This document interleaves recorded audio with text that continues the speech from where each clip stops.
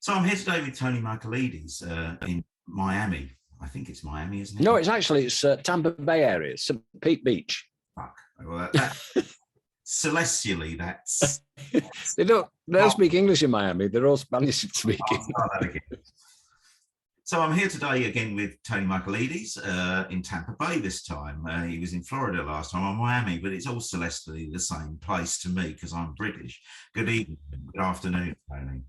Good day.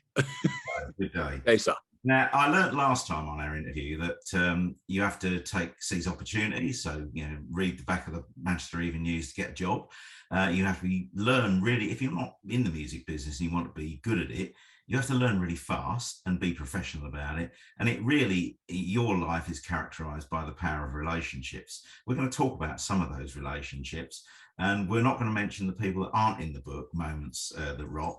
We're going to mention the ones that are in the book because they're not the arseholes.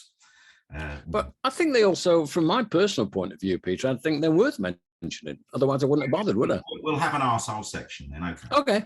But I did have a working title of a paragraph called "Don't Be an Asshole," because one of the major ingredients is, be nice and personable. And we live at a time, certainly where I am here. I mean, I'm talking today after like 19 kids killed in a mass shooting by some asshole 18-year-old. So the little bit of kindness goes a long way, Yeah, who knows what's caused that. Anyway, let us begin. I'm going to just shoot names at you, and I've probably picked them based on personal preferences. I'd do the same. I happen to know that when we spoke before, you'd said that you weren't a massive fan of Peter Gabriel and Genesis, this man with a flower pot on his head and what have you. And then you ended up sort of working with him. So just tell us a bit about that. Well, in a word, I mean, I won't, I'll elaborate a little bit more, but it was just like probably one of the most personally satisfying moments that rocked my world. Yeah. Because, and we did talk about this, but nobody else has heard that bit, which is like, I didn't grow up on that English art school kind of, yes, ELO, the nice, and Genesis were into that. It began and ended with Bowie for me in that period of kind of, the kind of 60s into the 70s, whatever. Well, 70s really. Whereas I did actually love. No, everybody I know do. It's like here, everybody loves Rush. I don't get it, but I don't insult them. I mean, it'd be boring if we all like the same stuff. It wasn't your type of music. What? No, I was into listen, I had hair then. I was growing my hair. I met Led's. That was the first story. In fact, that was the story I was going to mention last time. I'll quickly tell you about. I wrote a little bit about meeting Led Zeppelin when I was 15. And I sent it to a girl who used to work with 30 years ago. And she wrote back a one-line messenger thing. She said, fucking hell, Toe, it's like being in the pub with you. Because she was seeing me when I was writing, So I write like I talk. So I always used to say, people in the industry, if you think I'm the biggest asshole you've ever met, I won't let you down. I'm exactly the same the last time. But I thrive on authenticity, not in a pretentious way, because I've kind of bled that from other people. When you meet Bowie and the second time you meet him, Peter, he remembers your name. How many people does David Bowie meet? But we're going back to Peter Gabriel. So here I was, I was 8 months at Genesis, probably less, 6 months maybe. And, they were big artists. So I was going to learn about life on the road, a crew, if Mike Rutherford's string broke, by the end of the number, his next guitar would be on stage tuned and stuff like that and things. So the little minuscule things that you learn. And I went to see Genesis. I didn't dislike Genesis. It's just that I wouldn't be interested in listening to their music away from work. Obviously you have to hear the stuff you're working on and things. So I did listen to the Duke album. There's some okay stuff in it. And Phil Collins was obviously, the singer then as well. And then there was Peter Gabriel, and they both toured at the same time. And I kind of covered, both of the UK tours. So when Gabriel was playing Manchester, my hometown, I'd be a liar if I said I was enthusiastic and really looking forward to it. So I go along to the gig and, it's my job. I get some tickets for the local radio people to say, well, come in, because Games Without Frontiers was on, the single, and you wanted that on the radio. So if you saw the artist and, sometimes there was an opportunity to take them backstage and meet them, but you chose your moments with your artists and with your media people. So I go to see the gig, and I'm kind of, waiting for him to come in the lobby, and then all of a sudden the lights go down and you can hear the anticipation of the audience. So I walk into the hall. I wasn't on the stage watching it. I was at the back of the hall, but then I for some reason I thought, well, I might want to watch it onto the stage, so I made a kind of little dash round. I had my backstage pass, got in and stood at the back of the stage, out of the way where nobody could see me.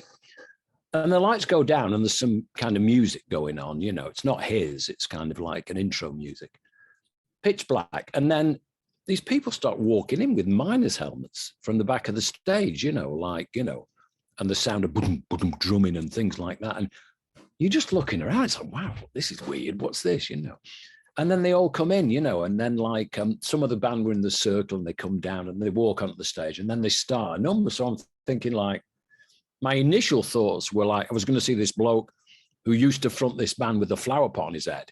And I'd heard Games Without Frontiers. And it was like Hans plays with Lottie, Lottie plays with Jane, Jane plays with someone, Lottie is crazy. Something, the literature like, well, this sounds right for that bloke, this sounds like a lyric. It's not like she loves you, yeah, yeah. And then he starts with I can't remember what the first song was. It might have been Beaker or something like that. And he had Tony Levin on bass. It was a phenomenal bass player, who's always been with him, And I'm looking at this thinking, wow, this isn't what I expected. I mean, we're talking like 30 seconds into the show. And I was transfixed by the entire thing through then. The performance, his voice, and just the feeling that you've got a band on there that, again, going back to believing what they do and this is what I do. Part of what I do is playing, I'm going to entertain. And from that day on, which was like 1980, I've been a massive fan. And having worked with him and, I ran out of petrol with him on the motorway, taking him to Radio City for an interview. But, it's not like, he throws a tantrum. It's kind of, we ended up parking in this industrial car park waiting for the AA to arrive to repair the car and, to give a can of petrol. And I looked at him and goes, is this the kind of inspiration you get for songwriting, Peter? But he thought it was cool. And then the other time was when he was in Manchester. I used to, if they had days off and things, I'd kind of try and, not kind of come round to my house type thing, but make an offer and saying, you don't really have to sit in the hotel room. I said, when you come round, something like that. So, and we had a visitor's book in a house, which I used to get them to sign. I got you two in it and Genesis. And Phil Collins signed it because we went out to lunch after it. And above it was Genesis. So Peter Gabriel's entry into my visitor's book was, it's not often I'm underneath Phil Collins. It's kind of better than all the best, Tony, Peter, but he was, what the guy's done over the years, with his, with his Real World Studios and with the, what's the concert? I've forgotten for the moment. But he's a real true artist and he's an incredible inspiration because, his duets with Kate Bush. And I think if I was an artist, he's the type of person that I personally would look up to for inspiration because, again, he's always looking to do new things. There's a lot of conviction in what Peter Gabriel does beneath the waterline of the songs. And since I happen to have Lou Reed sitting here, the quote is, I do me better than anyone else on authenticity, isn't it? Yeah, absolutely. Absolutely. And I think, the thing is that there's a lot of, New Order went to Real World and recorded, and so many people have, but he does a lot for it's not about Peter Gabriel, lying in his bank account.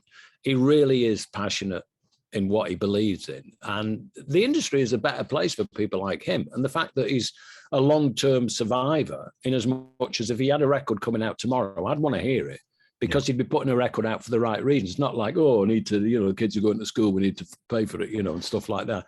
So cynical as it sounds, you mentioned it to start with, but, the word true artists. And, there's a difference between like the real deal and why those artists kind of, evolve, because they're constantly testing themselves and they reinvent themselves and they don't, it's too easy to keep putting the same record out once you're successful. Right, we'll come on in the third round, the David Bowie special, that reinvention, but I'll hold that there. I want to move on to cars. Seem to have featured quite a lot in your story in the book, really. And the other one is, didn't you lose your car and had to apologise for Sting or something? I could have written a book about ridiculous moments, you know. It's like I have this little section, which I still might do, which is kind of 30-second stories or 1-minute videos for YouTube, which the titles are called "You Did What?" You know, kind of. Normally you'd get away with it, but I didn't, you know, I didn't suffer like, you know, ego shattering moments. But he was filming a film called June. But the filming obviously was in London, so he had pretty heavy schedule, and I'd got them on national TV. I mean, Police were only a trio, you know, and the camera run-throughs at the BBC were normally for the people filming it, you know, to get the right camera angles and stuff like that. So some member of staff there stood in for Sting, and I got the other two up early, and they would be, you know, Stuart Copeland and you know, Andy playing bass and stuff, Andy Summer. But the thing is, that was like the camera run through. So Sting had like a 2-hour window where he would get on the shuttle from London, and I'd pick him up in Manchester. So I was in the office, look at my clock. I think, oh, time to go get Sting, you know. So I shoot down, you know, and then I pull into Manchester Airport, and I pull into the car park, up the multi-story car park, you know, blah blah blah blah. Door shut, you know, into the elevator, lift, down into the main concourse, doors open. Then I look at the arrivals. Oh, look, the flight's just landed. Oh, perfect timing, you know. So I'm proud of myself getting there, you know, in the opportune moment, not having to hang around. So I walked towards where they all come out, and Sting didn't have any bags because he wasn't staying overnight. He was getting a flight back at like 8 o'clock at night. So, you know, we're chit-chatting. How's it going, Joe? You know, blah, blah, blah, you know, this and that, just general chit-chat. We get into the elevator, and he's stood by the buttons for where we're going. So he looks at me, he says, where you parked? And I go, huh. I had no idea where I'd left my car. So we ended up, I knew I'd driven up a few levels, you know. So we went up to like level 5, and I think it started from there. And he went down to 4, and I'm, you know, he's shouting up, like, you're not here, so, you know. I said, well, you go up 1 and I'll go up 1 more, you know, and we'll see where we're there. I said, I know we're fairly near like where the elevator was, you know, so kind of around that area. So this probably went on for 15, 20 minutes. And I always thought that I eventually did find it, and we were on time, but it was kind of, you know, one of those like moments that you could have like freaked out over. But again, he you know, no big deal. He just thought, what a clown, you know. It's like, I think in a way they feel like they're working with real people who make real cock-ups. But the thing is, one, I've never, ever forgotten where I've parked my car since. I always get the ticket and I always write it in my phone, you know. Yeah, I just always think of, you know, say you're a businessman that's come to Manchester for a day, or vice versa. You were going to London and coming back or something. What you went to get your car that you'd parked for, and you see Sting walking around looking for a car when he's like the #1 artist in the world. Priceless moments that rock. So let's move from there to, well, a giant of the music world, but Chris Blackwell. What can you say about Chris? Well, Chris Blackwell's story about, you know, like I say, when he's kind of a white Jamaican, and he's a guy that I would have always loved to interview. I mean, could you imagine interviewing Chris Blackwell, you know, at not Compass Point. Anyway, the place that he lives is like a lagoon in the Bahamas, you know. And, you know, I remember when I was working for this company, Ronnie Abovitz, who was the CEO, went over and had a meeting with Blackwell because he came on the music advisory board of a tech company with Simon Fuller, you know, Spice Girls and Annie Lennox manager and everything like that, American Idol inventor. I remember him sending me a photo. I mean, Grace Jones was there, and, you know, Blackwell has this like kind of tree house, you know. And he said to me, Tony, he said, if I told you if it was like what it was like here, you'd never talk to me again, you know, kind of like. But I always thought, can you imagine inviting, because his mother went out with like Sir Ian Fleming for a while, you know, and Chris Blackwell bought Goldeneye, not Goldeneye, was it Goldeneye? Yeah, off the Bob Marley estate when Bob Marley had died, and Bob Marley through Blackwell had bought it off Sir Ian Fleming. Could you imagine talking to Chris Blackwell and asking him about the first time he met Bob Marley in the same place Sir Ian Fleming wrote every James Bond book? I mean, you can't make shit like that up, you know. But to get, I mean, he was kind of like, he was kind of rescued by Rastafarians, he was kind of like, he had a little episode as a 15-year-old, and I think they saved him from drowning or something. Listen, this will all be in the book, and then, it's going to be a better read than mine, but mine's pretty good, so don't worry. But, he's kind of like, he comes from that era, with the Ahmed Ertegans, a Turkish immigrant who was into jazz music, who comes in and runs Atlantic and makes it the legendary label that it is, told Led Zeppelin that,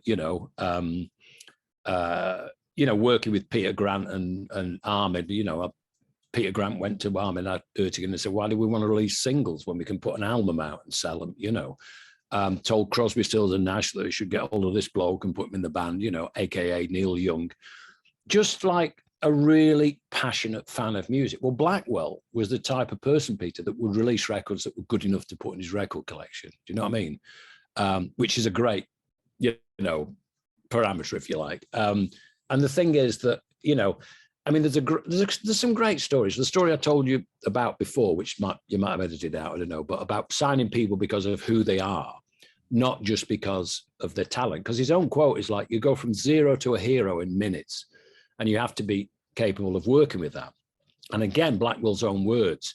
The cohorts at Ireland at my time, there were only a few of us that were into U2, the press department, big time, obviously the A&R department, but a lot of people that were like, we'll see, because they had Ultravox at the same time and people were trying to break them on Ireland. And there was a few of us that were really passionate. So Bob Marley was playing Crystal Palace that night. So they orchestrated a gig in a pub that was walking distance for Blackwell to see him. And he went to see him in a pub in Putney or somewhere like that. Geographically, I'm a bit out of place in London, so you might have to correct it. Anyway, the point was he could go see U2 after the Marley show, and they came on appropriately, totally calculate. But that's the type of thing you should do when the head honcho's in town. So I went to see him, and it was like, well, a bit trebly for me, but he believed in his staff in the same way that he let people come and work for him, that he would entrust to do jobs that, one, he didn't want to do, and two, they were probably better at doing it than him. So he didn't kind of go over and above the A&R department, say, no, we're not signing them. He went with the flow, but then he met them as people. And it's the same band that I met with Mark Radcliffe that weren't great musicians, that were a little rusty, but it's kind of like you can improve on that. Sometimes you can't improve on being a person, because sometimes being an asshole is a consistency. And the more successful you become, the bigger the asshole you become. But the thing is that, sorry if it's English, but arsehole. But the point being that we met them as people, Peter. They had so much belief in themselves. He said, all I could do as the head of the record label is let them prove it to me. So their way of proving it to them, which doesn't happen nowadays, is tour support to a vast amount of money so they could play and play and play. But did Led Zeppelin, the Pink Floyd, do any different? No, they played in front of people. So Blackwell was very much in the same spirit and mould as Richard Branson in terms of surrounding yourself with people that can do jobs better than you can, trusting them to do it, and things like that. Branson is a great case study as well. But Branson isn't a music man, but he was smart enough in the early days to get Simon Draper in. So all your Tubular Bells and what turned Virgin in. I mean, who would have signed that record? Put that record out. But that was the record that turned it from a retail operation to a label. And then a lot of the kind of, the bands that came around it came because of the success. But Branson is good at delegating and also better at kind of empire building, I think, in a way. But he's still very human, because you still see him doing ridiculous things that, but Jeff Bezos does it. No, I got the moon. Well, you might kill yourself. No, I got the moon. I got all the money in the world. What else? Blah, blah, blah. So he kind of stretches things out. But one thing I did read about Branson, I know you interviewed him and everything, and I would love to meet him as a person, because I know a lot of people that I've interviewed from my podcast, like John Webster was the managing director, and he came out with, in fact, if you get a chance, listen to it, he talks about Branson. And he said, if you talk to Branson about something, and it would be like, why can't you do it? And they say, well, why can't you do that? And he just come back and said, well, why can't you do that? Every time about everything. And what a lot of people don't know is most of what Branson has done, he's failed at. But the success of the airline, the label, the publishing company, and stuff like that, he had Virgin Brides and stuff like that, which were over, but they go away. And he always used to say, and this isn't through knowing him, I read something that I'm never regret putting anything out that I'm proud to put the Virgin label to, meaning like, you know, the brand. I would not put it on something that I didn't believe in. And if it didn't happen, it didn't happen. You know, we just went off. And that is kind of the Bowie side of Branson, you know, in kind of evolving. Well, when we're doing that, that's run. These people are taking care of that. Let's try this. Let's try that. Virgin Litter or something, you know, all those sort of things. So I do think that that Blackwell is a music guy. And I think, you know, he started, you know, with his own ears with reggae. And, you know, people like, his first hit was Millie Small, you know, My Boy Lollipop, which isn't reggae and isn't anything. But it kind of became a huge success. But the thing I love about Blackwell as well is the fact that, you know, when he met Bob Marley had been putting records out in Jamaica for like $1,000 a pound or something and never seeing any royalties. So they got ripped off regally. So you would expect Bob Marley to be like fierce as a lion, you know, not trusting anybody. Blackwell gave him £5,000 to make his first record, which he says himself, which basically says, if you want to screw me, you know, with no contract or nothing. And he came back and delivered Catch Your Fire, and the rest is history. It's just a beautiful story. And it's so real, you know, about like, I believe in you, here's my money. And that's where the asshole would just run away and think, $5,000, let's find the next sucker, you know, no way. So to wrap up Moments That Rock, there isn't time to do justice to all the things that are in this book, but and therefore we won't, because otherwise people might not need to read it. But to finish off, I'll give you the choice. Is it New Order or U2? In what respect? Which one do you want to talk about last? They're totally different. I mean, I think if you want to, you know, if you want to reach people in an, you know, I don't know what the word is, not education, but in a kind of how you've seen success stories. I mean, there isn't anything better to talk about than U2. You see, the thing with New Order is they were an exception to the rule. And coming from Manchester, you can get away with being like, yeah, all right, sorted, you know, top. And you know, whether it's, they're not the most articulate talking, like whether it's Oasis, you know, they kind of only release records when they hate each other, you know. They always get on in between records. You know, when records are out, they always get, you know, they just want the publicity. And then you've got like New Order. You did get stuck into Factory Records and New Order. So give us a little bit of that. No, I can tell you the stories about, you know, my conversations with Tony Wilson, who was obviously a broadcaster and things, and how Factory came about, because I taught him a little bit about promotion. But from a kind of, you know, making it type of thing, not that you can follow U2, but you can understand about opportunity, about mistakes turning into huge opportunities. If you hear the stories of Red Rocks, which I go into in the book because I know the guy that put it together, and Live Aid, you know, when they screw it up totally without, you know, everybody had their 15 minutes. Rod Stewart, Queen, the plug would get pulled.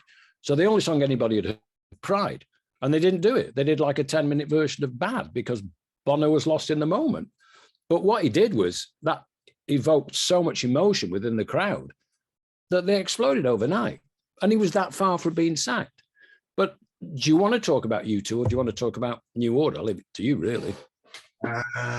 Let's just explain a bit about how you first were working with U2, because they weren't at all well known when you well, yeah, we did talk about my time at Genesis with Genesis and Peter Gabriel in the previous interview, about the fact that during that period, Mark Radcliffe, the BBC broadcaster of some 40 years, well, he was living with me. My daughter was born, and she's 40 in August, so that tells you how far we go back. He was a local DJ, and he was the guy that was doing my U2 interviews with Bono and The Edge in the early days, you know. So we went along. I had a friend, Neil Story, who was the press officer at Ireland, who was like relentless. I mean, if he said to you, U2 are playing in town, this band we signed, you've got to go see them. It's just easier to go and see them than try and make an excuse. Miserable rainy night in Manchester. No, Mark, let's go. And he offered to drive that night, which was a mistake because his car got stolen. I suppose the good point of it was it could have been my car. So we went down to see this band, third on the bill, to Pink Military and War Heat at Manchester Polytechnic on a Saturday night. Now, people go, students and stuff, to have a night out, and they'll go probably what will tempt is a headlining act. But most people are at the bar when the third on the bill is on. So we made a point of going to the front of the stage with the other 25 people that were huddled around the front because they wanted value for money. And Bono came out and he's like glaring at people like, you know, so you're going to pay attention. We're on stage. You're not getting away from us. You know, hi, we're called U2, you know, blah, blah, blah. Introduced the band in the set. Bit ropey. There was one thing where he grabbed all the pipes, which were heating pipes above him. And like his hands were bright red, but he was swinging from them instead of trying to get the notes right. And then at the end, they went off and there were no fancy dressing rooms or anything. But they came out then to meet every single person that wanted to meet them, you know, which was just like a bunch of kids, you know, having the odd picture signing something. They were just about releasing 11 o'clock TikTok, which strangely enough, Martin Hannah, who produced Joy Division and New Order, produced. You know, that was Factory Records was a major influence in U2, because when I took him in to meet Bono, to meet Tony Wilson, Tony wasn't a fan, but he was another guy that saw this little Irish kid that had something about him, you know, spotting like potential, if you like, which I suppose is we're all our own kind of, you know, mini A&R men. But that night with me and Mark was the thing that tempted me back to Ireland, because I kind of wanted to work with this band. Like I said, my friend bullied me into going to see him, but he did work at the label. And it was the press department that were the first people via, I think it was Bill Graham, that introduced them to U2. So they played an instrumental part in it. And I think that, you know, because 3 days after that, I went in to see them play in a pub in Manchester in front of 11 people. And 3 of those people came with me, you know.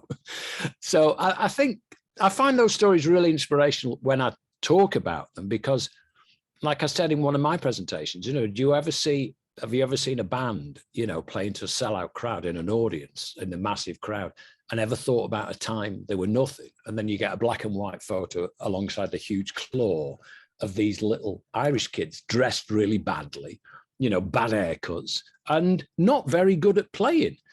But most people running companies in America and the UK, Peter, U2 have always been famous. I mean, if you're in your 50s running a company, they've been famous for like nearly 38 years or something like that. I mean, it's 39 years on June the 5th since Red Rocks. So then it kind of, you know, Live Aid came the next year, 2 years later. And I think that is because fame is something that people accept. You know, it's like there's a famous mega super group, you know, you just associate them with their fame and mostly, hopefully, longevity. But it's really important for people, I think, to understand that everybody starts somewhere. And you know, a lot of the real bands, like the Pink Floyds and the Led Zeppelins, I know it sounds like the old man bit talking, but they paid their dues. They schlepped up and down countries, playing every shithole to whoever was there, and then got in a van. I say this about U2. That night, they got in a van with the equipment in the back, with a tour manager driving, and them sat in between the things, 4 hours in the pouring rain to get a room in a motel, maybe 4 in a room, 2 rooms if you were lucky, to go up the next day for me to take them to another station to do whoever, to never moan about it.